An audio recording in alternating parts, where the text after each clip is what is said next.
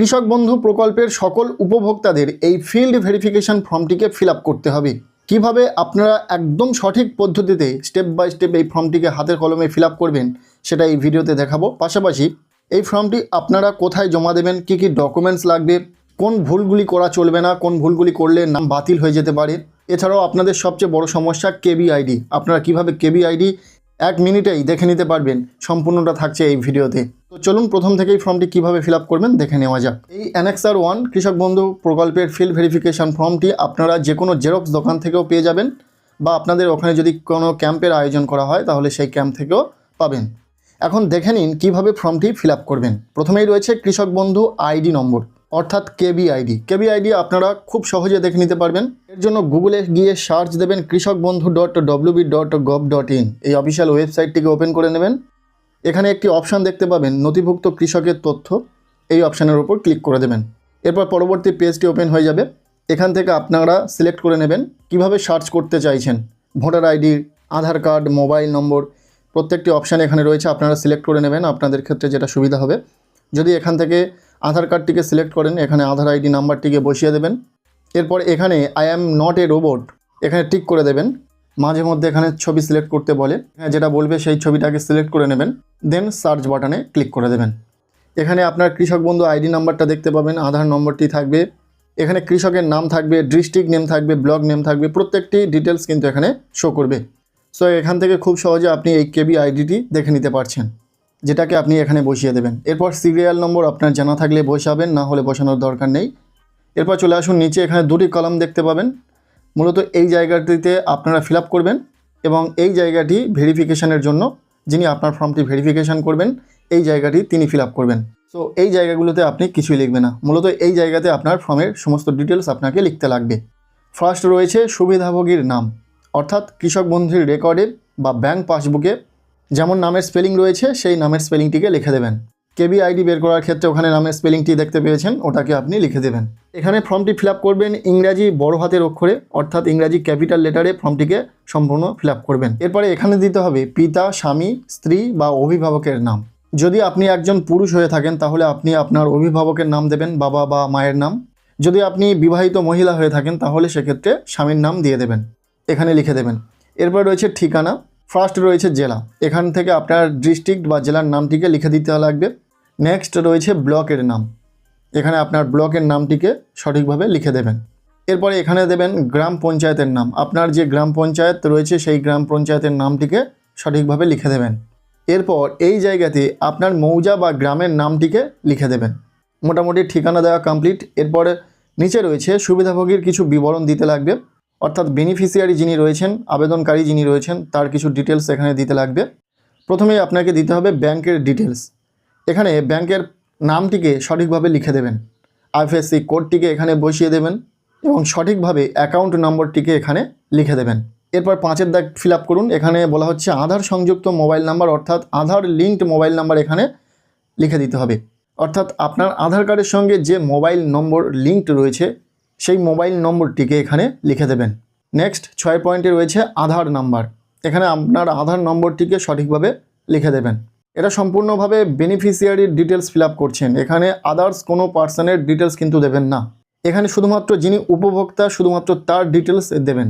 এরপর 7 পয়েন্টে ভোটার কার্ডের কিছু বিবরণ বা ডিটেলস এখানে দিতে হবে। যেমন ফার্স্ট রয়েছে এপিক নম্বর, এখানে ভোটার কার্ডের যে নম্বরটি রয়েছে আবেদনকারীর সেই ভোটার কার্ডের নম্বরটিকে এখানে লিখে দেবেন। নেক্সট রয়েছে এসি নাম্বার, অর্থাৎ অ্যাসেম্বলি কনস্টিটিউয়েন্সি নাম্বার, অর্থাৎ আপনার যে বিধানসভা সেই বিধানসভার ক্ষেত্র নম্বরটিকে এখানে লিখতে হবে। কত নম্বর বিধানসভা বা বিধানসভার নামটিও পাশে লিখে দিতে পারেন। হলো। নেক্সট রয়েছে পার্ট নম্বর, অর্থাৎ আপনি যে বুথে ভোট দেন সেই বুথ নম্বরটিকে এখানে লিখে দিতে হবে। পার্ট নম্বর দেওয়ার পর নিচে রয়েছে সিরিয়াল নাম্বার, এখানে ভোটার লিস্টে সিরিয়াল নাম্বার কত রয়েছে আপনার নামের সেটা আপনি এখানে লিখে দেবেন। এই পুরো ডিটেলসটা কিন্তু আপনারা অনলাইনে দেখে নিতে পারবেন। কিভাবে দেখতে হয় সেটা যদি জানতে চান অবশ্যই ভিডিও বানিয়ে দেব। তাছাড়াও আপনাদের বাড়িতে ভোটের আগে যে বিএলও দ্বারা চিরকুট দিয়ে গেছিলো সেখানে কিন্তু এই সমস্ত তথ্য রয়েছে। এছাড়াও আপনারা অনলাইনে দেখে নিতে পারবেন, বা আপনার বাড়ির যদি কোনো বয়স্ক ব্যক্তি থাকেন যদি এই বিষয়গুলো জেনে থাকেন তার থেকেও জেনে নিতে পারেন। এরপরে 8 পয়েন্টে বলা হচ্ছে এসআইআরে আপনার নাম কি এএসডিডি তালিকায় পাওয়া গেছে, ফার্স্ট জেনে নিন এএসডিডি তালিকা মানে কি। এএসডিডি তালিকায় কারা কারা পড়ছেন? যারা এসআইআরে absent, shifted, duplicate or dead এই লিস্টে যদি আপনার নামটি থেকে থাকে তাহলে এখানে আপনাকে ইয়েস নোতে উত্তর দিতে হবে। এএসডিডি কথার অর্থ হলো অ্যাবসেন্ট, শিফটেড, ডুপ্লিকেট অথবা ডেড। এই লিস্টে যদি আপনার নামটি না থাকে তাহলে আপনি এখানে নো লিখে দেবেন। এরপর 8 খতে বলা হচ্ছে আপিল ট্রাইব্যুনালে মুলতবি রয়েছে, অর্থাৎ এসআইআরে আপনার নাম কি বাদ গেছিল, আপনি কি ট্রাইব্যুনালে আবেদন করেছেন, কেস পেন্ডিংয়ে রয়েছে, ইয়েস নো যেটা হবে সেটা লিখে দেবেন। এরপর 8 গতে বলা হচ্ছে আপনি কি সিএ এর জন্য আবেদন করেছেন এবং আপনার অ্যাপ্লিকেশান কি পেন্ডিংয়ে রয়েছে, যদি আবেদন না করে থাকেন তাহলে এখানে নো লিখে দেবেন। দেখুন এই জায়গাটি কিন্তু ভীষণ ভাইটাল। এই জায়গাতে আবেদনকারীর নাম বাতিল হতে পারে, যেমন যদি এসআইআরে আপনার নাম এএসডিডি তালিকায় চলে যায় বা নাম বাতিল হয়ে যায়, কেস পেন্ডিংয়ে রয়েছে আপিল ট্রাইব্যুনালে, বা আপনি যদি সিএ এর জন্য আবেদন করে থাকেন সেক্ষেত্রে কিন্তু কৃষক বন্ধু প্রকল্প থেকে আপনার নাম বাদ চলে যেতে পারে। এ বিষয়ে সঠিক গাইডলাইন নেই, তবে যতটা জানা যাচ্ছে এই সব ক্ষেত্রে আবেদনকারীর নাম বাতিল হতে পারে। তাই একদম দেখে শুনে সঠিকভাবে ফিল আপ করবেন, কোনো রকম ভুল করবেন না এই জায়গাতে। আচ্ছা, এরপর চলে আসুন 9 নম্বর পয়েন্টে, যেখানে বলা হচ্ছে পিএম কিষাণের সুবিধাভোগী কিনা, অর্থাৎ আপনি কি পিএম কিষাণের একজন উপভোক্তা। যদি তাই হয় তাহলে কিন্তু এই ফর্মটি আপনার জন্য নয়। যারা শুধুমাত্র কৃষক বন্ধুর বেনিফিশিয়ারি তাদেরকেই এই ফর্মটি ফিল আপ করতে বলা হয়েছে। যারা পিএম কিষাণ পান তাদের জন্য কিন্তু এই ফর্মটি নয়। সো অবভিয়াসলি আপনি এখানে নো লিখে দিচ্ছেন, আপনি পিএম কিষাণের সুবিধাভোগী নন। এরপর চলে আসুন 10 নম্বর পয়েন্ট, যেখানে বলা হচ্ছে প্রধান পেশা। এখানে উপভোক্তা কোন পেশার সঙ্গে যুক্ত। দেখুন আপনার অল্প কিছু জমি রয়েছে যেখানে আপনি চাষবাস করেন, তার জন্যই কিন্তু আপনি কৃষক বন্ধু প্রকল্প পান। তো সেক্ষেত্রে এখানে আপনার যে পেশা, আপনি কোন কাজের সঙ্গে যুক্ত অবশ্যই সেটা দেখে শুনে সিলেক্ট করবেন। এখানে ফার্স্ট অপশান যেটা রয়েছে কৃষক, সেটা সিলেক্ট করার চেষ্টা করবেন। এছাড়াও অনেকগুলি অপশান রয়েছে, আপনার ক্ষেত্রে যেটা ঠিক হবে সেটা সিলেক্ট করবেন। তবে কৃষক রাখলেই আপনি কিন্তু 100% আপনার নামটি বাদ যাবে না, আপনি কৃষক বন্ধুর টাকা অবশ্যই পাবেন। এরপর রয়েছে 11 নম্বর পয়েন্ট, যেখানে বলা হচ্ছে চাষযোগ্য জমির বিবরণ। এখানে আপনার জমির কিছু ডিটেলস দিতে লাগবে, যেমন ফার্স্ট রয়েছে জেএল নাম্বার, এখানে জেএল নম্বরটিকে লিখে দেবেন।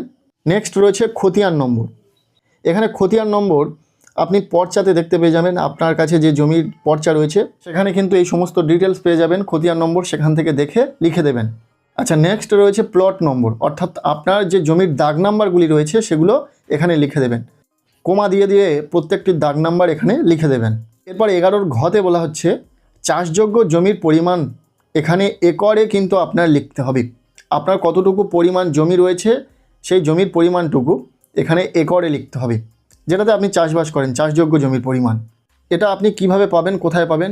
এটা আপনার যে পর্চা রয়েছে, জমির পর্চা রয়েছে, সেই পর্চাতে কিন্তু একরে লেখা রয়েছে যে আপনার কত একর জমি রয়েছে টোটাল, সেখানে যেটা লেখা থাকবে সেটাই এখানে লিখে দেবেন। এরপর 11 উঁতে বলা হচ্ছে স্বত্বলিপি এর তারিখ, অর্থাৎ খতিয়ানের তারিখ, অর্থাৎ আপনি কোন ডেটে খতিয়ানটি নিয়েছেন প্রিন্ট আউট করে সেই ডেটটি এখানে লিখে দেবেন। এই তারিখটি আপনি কোথায় দেখতে পাবেন? আপনার কাছে যে পর্চা রয়েছে সেই পর্চার একদম নিচের দিকে যে ডেটা আপনি এই পর্চাটি নিয়েছেন সেই ডেটটি রয়েছে, সেই ডেটটি আপনি এখানে লিখে দেবেন। আর সবচেয়ে গুরুত্বপূর্ণ বিষয়, এই যে পর্চাটি আপনি ব্যবহার করবেন, যেখানে আপনি খতিয়ান নম্বর, খতিয়ান ডেট, এগুলি কিন্তু নতুন পর্চা তুলবেন এই 2026 সালে, সেই পর্চাটি কিন্তু এই ফর্মটির সাথে লাগবে। আগেকার পুরনো পর্চা আপনি দিতে পারবেন না, সরাসরি অফিসাররাই জানিয়ে দিয়েছেন যে নতুন পর্চা আপনাকে আবেদন করতে হবে। কারণ কি, আপনি জমি বিক্রয় করেছেন কিনা সেই জন্য কিন্তু নতুন পর্চা ওখানে ব্যবহার করতে হবে। নেক্সট রয়েছে 11 চ, এখানে জানতে চাওয়া হচ্ছে জমির দখলের ধরন, অর্থাৎ আপনি জমিটি উত্তরাধিকার সূত্রে পেয়েছেন, ক্রয় করেছেন বা হস্তান্তর বা অন্যান্য সবকটি অপশান এখানে রয়েছে। আপনার ক্ষেত্রে যেটা ঠিক হবে সেটাই লিখবেন। যদি আপনি ক্রয় করে থাকেন সেটা এখানে লিখে দেবেন, পারচেস কথাটি। এরপর সব শেষের পয়েন্টে বলা হচ্ছে 12 নম্বর পয়েন্টে আয়কর প্রদানকারী কিনা, অর্থাৎ আপনি ইনকাম ট্যাক্স পে করেন কিনা। ইয়েস নোতে আপনাকে উত্তর দিতে হবে। যদি আপনি ইনকাম ট্যাক্স দেন সেক্ষেত্রে কিন্তু এই কৃষক বন্ধু প্রকল্প আপনি পাবেন না। আর আপনারা জেনে থাকবেন ইনকাম ট্যাক্স তারাই দেন যাদের মাসিক ইনকাম 1 লক্ষ টাকারও বেশি। সো আপনারা এখানে আপনার ক্ষেত্রে যেটা ঠিক হবে ইয়েস অথবা নো লিখে দেবেন। এখানে উপভোক্তার ডিটেলস দেওয়া সম্পূর্ণভাবে শেষ হলো, তবে কিন্তু ফর্ম ফিল আপ শেষ হয়নি। চলে আসুন পরবর্তী পৃষ্ঠায়। আপনি যদি বিবাহিত পুরুষ হয়ে থাকেন তাহলে এখানে আপনার স্ত্রীর কিছু ডিটেলস দিতে লাগবে। এবং আপনি যদি বিবাহিত মহিলা হয়ে থাকেন তাহলে আপনার স্বামীর ডিটেলসগুলি এখানে দিতে হবে। যেমন ফার্স্ট রয়েছে স্বামী অথবা স্ত্রীর নাম, স্পাউস নেম।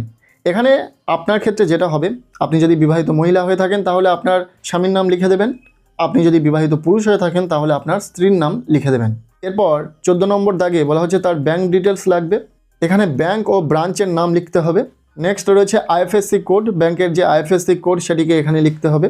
এরপর এখানে ব্যাংক অ্যাকাউন্ট নম্বরটিকে লিখে দেবেন। এরপর 15 নম্বর পয়েন্টে বলা হচ্ছে আধার সংযুক্ত মোবাইল নম্বর, এখানে যার ডিটেলস দিচ্ছেন তার আধার কার্ডের সঙ্গে যে মোবাইল নম্বরটি লিঙ্কড রয়েছে সেই মোবাইল নম্বরটিকে এখানে লিখে দেবেন। নেক্সট তার আধার কার্ডের নম্বরটিকে লিখে দেবেন, তার ভোটার কার্ডের নম্বরটিকে এখানে লিখে দেবেন। নেক্সট অ্যাসেম্বলি কনস্টিটিউয়েন্সি অর্থাৎ বিধানসভার নামটিকে এখানে লিখে দেবেন। এরপর পার্ট নম্বরটিকে এখানে লিখে দেবেন অর্থাৎ বুথ নম্বরটিকে এখানে লিখে দেবেন, এবং আপনি যে যার ডিটেলস দিচ্ছেন তার যে নাম ভোটার লিস্টে কত নম্বর সিরিয়ালে রয়েছে সেই সিরিয়াল নম্বরটিকে এখানে লিখে দেবেন। এরপর 18 নম্বর পয়েন্টে বলা হচ্ছে কেবিএন এর সুবিধাভোগী কিনা, তিনি কি কৃষক বন্ধুর সুবিধাভোগী, এখানে সেটাই জানতে চাওয়া হচ্ছে। যদি ইয়েস হয় আপনি ইয়েস লিখে দেবেন, যদি না হয় তাহলে এখানে নো লিখে দেবেন। এরপর চলে আসুন 19 নম্বর পয়েন্ট, যেখানে প্রথমে বলা হচ্ছে এসআইআরে যে ডিটেলস দিচ্ছেন তার নাম কি এএসডিডি তালিকায় পাওয়া গেছে, অর্থাৎ অ্যাবসেন্ট, শিফটেড, ডিলেটেড বা ডেড এই লিস্টে পাওয়া গেছে, ইয়েস নো যেটা হবে সেটা লিখে দেবেন। নেক্সট এখানে জানতে চাওয়া হচ্ছে এসআইআর এর নাম কি ডিলেটেড হয়েছিল এবং আপিল ট্রাইব্যুনালে আবেদন করার পর বর্তমানে কেস পেন্ডিংয়ে রয়েছে, ইয়েস নো যেটা হবে সেটা লিখে দেবেন। নেক্সট রয়েছে সিএ এর জন্য আবেদন করেছেন কিনা ওই ব্যক্তি, যার ডিটেলস এখানে দিচ্ছেন, সিএ এর অ্যাপ্লিকেশন পেন্ডিংয়ে রয়েছে, ইয়েস নো যেটা লিখতে হবে, আপনার ক্ষেত্রে যেটা হবে সেটা লিখে দেবেন। এরপর রয়েছে পিএম কিষাণের সুবিধাভোগী কিনা, অর্থাৎ যার ডিটেলস দিচ্ছেন তিনি পিএম কিষাণ পান কিনা, হ্যাঁ কি না সেটা এখানে লিখে দেবেন ইয়েস নোতে। এরপর শেষে রয়েছে প্রধান পেশা, অর্থাৎ শেষে জানতে চাওয়া হচ্ছে তার পেশা কি, অর্থাৎ তিনি কি কাজের সঙ্গে যুক্ত, কৃষক হলে এখানে ফার্মার লিখে দেবেন বা অন্য কোনো ক্ষেত্রে হলে এখানে সেটা লিখে দেবেন। ফর্ম ফিল আপ ডান, এখানে একটি অঙ্গীকারপত্র রয়েছে নিচে যেটাকে আপনারা রিড করে নেবেন, এবং এখানে সুবিধাভোগীর স্বাক্ষর অর্থাৎ যিনি বেনিফিশিয়ারি রয়েছেন, যিনি আবেদনকারী তার একটি সই করতে হবে, এবং নিচের অংশটি কিন্তু শুধুমাত্র দাপ্তরিক ব্যবহারের জন্য অর্থাৎ অফিসিয়াল ইউজের জন্য। সো এই জায়গাটিতে আপনি কোনো কিছুই লিখবেন না। এই ছিল ফর্ম ফিল আপের সম্পূর্ণ পদ্ধতি, কোন ক্ষেত্রে কোথায় কি লিখলে আপনার আবেদন বাতিল হতে পারে সেটাও জানিয়েছি, কেবি আইডি আপনি কিভাবে দেখতে পাবেন সেটাও দেখিয়েছি। এখন জেনে নিন ফর্মটিকে আপনি কোথায় জমা দেবেন এবং ফর্মটির সাথে কী কী ডকুমেন্টস জেরক্স করে দিতে লাগবে। ফার্স্ট অফ অল এই ফর্মটিকে আপনারা আপনাদের যে নিকটবর্তী এডিও অফিস রয়েছে সেখানে গিয়ে জমা দেবেন। মনে রাখবেন বিডিও অফিস নয় কিন্তু এডিও অফিস। অনেক ক্ষেত্রে আপনাকে যেতে লাগবে না এডিও অফিস, আপনার এলাকায় কোনো একটা ক্যাম্পের আয়োজন করা হবে বা পঞ্চায়েত বা কোনো একটা নির্দিষ্ট স্থানে কিন্তু এই ফর্মটি জমা নেওয়ার কাজ চলবে বা চলতে পারে, বর্তমানে চলছে, সেখানে কিন্তু আপনারা ফর্মটিকে জমা করতে পারবেন। এছাড়াও আপনি এডিও অফিসে গিয়ে জমা করতে পারবেন। নেক্সট জেনে নিন যে কী কী ডকুমেন্টস লাগবে, এই ফর্মটির সাথে কোন কোন ডকুমেন্টসের জেরক্স আপনাকে দিতে লাগবে। মূলত এই ফর্মটির সাথে যে যে ডকুমেন্টসগুলি দিতে লাগবে সেগুলি হলো আধার কার্ড, ভোটার পরিচয়পত্র অর্থাৎ ভোটার কার্ডের জেরক্স, আধার কার্ডের জেরক্স, ব্যাংক পাসবুকের জেরক্স কপি, যে অ্যাকাউন্টে কৃষক বন্ধুর টাকা ঢোকে সেই অ্যাকাউন্টটি দেওয়ার চেষ্টা করবেন এবং সেই অ্যাকাউন্টটি ডিবিটি লিঙ্ক করে রাখবেন, কারণ এখন সমস্ত প্রকল্পের টাকা কিন্তু ডিবিটির মাধ্যমে দেওয়া হচ্ছে, তাই অবশ্যই ডিবিটি লিঙ্কটি করে রাখবেন। নেক্সট লাগবে রিসেন্ট আপনার জমির খতিয়ান বা পর্চার জেরক্স। আপনার কাছে আগে থেকে যে খতিয়ান বা পর্চা রয়েছে সেটা জেরক্স করে দিলে কিন্তু হবে না, এখন আপনাকে জেরক্স করতে হবে, খতিয়ান বা পর্চা নতুন করে তুলতে হবে, সেটাকে আপনি দেবেন। আর যে যে ডকুমেন্টস আপনি দেবেন সেই প্রত্যেকটি ডকুমেন্টসের জেরক্স কপির ঠিক নিচে সেলফ অ্যাটেস্টেড করে দেবেন, অর্থাৎ নিজেরা সই করে দেবেন। মূলত অফিসিয়ালি এই কটি ডকুমেন্টস লাগছে, তবে বিভিন্ন এরিয়া থেকে বিভিন্ন রকম কিন্তু উল্লেখ করতে পারেন, যেটা আপনারা জেনে শুনে তবেই কিন্তু ফর্ম জমা দিতে যাবেন।